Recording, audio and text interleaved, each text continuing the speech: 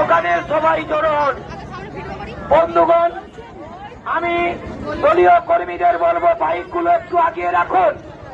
আস্তে আস্তে করে প্রচুর মানুষ অপেক্ষা করছে বিভিন্ন জায়গাতে।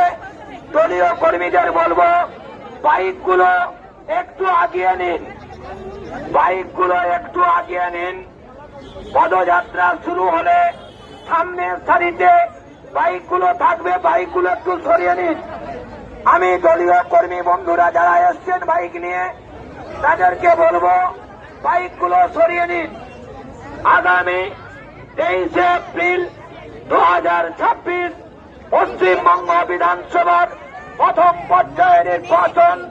এই নির্বাচনে হলদিয়া বিধানসভা নির্বাচন ক্ষেত্রের তৃণমূল কংগ্রেসের মনোনীত প্রার্থী